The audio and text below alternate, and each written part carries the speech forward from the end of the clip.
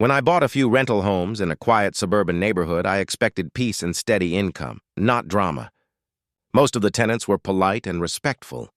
But one neighbor, known to everyone as HOA Karen, was the self-appointed queen of the block. Clipboard in hand, she made it her mission to enforce rules that didn't even exist outside her small homeowners association. A week after one of my tenants moved out, I decided to visit the property to inspect it before putting it back on the market. As soon as I stepped out of my truck, Karen appeared from behind her bushes like a hawk spotting prey. "Excuse me?" she barked. "You can't park there. This neighborhood is part of the Oakview HOA. You'll need to sign these forms and pay the initiation fee, $600, before doing any renovations." I blinked, trying not to laugh. "Initiation fee?" "Yes," she said, flipping through her clipboard, "and $75 a month in HOA dues. We don't tolerate rule breakers here." I calmly explained that the property wasn't under HOA jurisdiction. The county line literally cut the neighborhood in half, and my property fell outside their reach. But she refused to listen. "Everyone pays. It's required. If you don't, I'll report you to the board and have your property liened." That's when I decided to play along.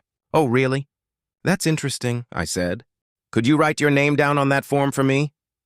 She smiled proudly and signed it. Karen Miller, HOA President. I tucked the paper into my folder and left without another word.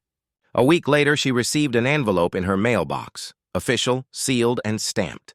Inside was a notice of lease renewal. The property she lived in, the one she'd been so proud of enforcing rules around, was mine.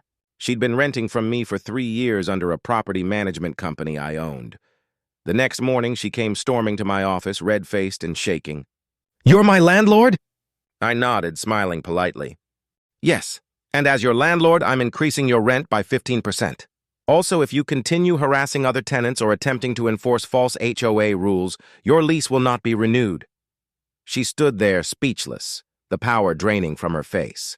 From that day forward, the clipboard disappeared, and so did her fake authority. Now, the neighborhood is peaceful. No more bogus HOA threats, no more barking about mailbox colors.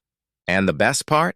Every first of the month, Karen's rent payment quietly reminds her who really makes the rules.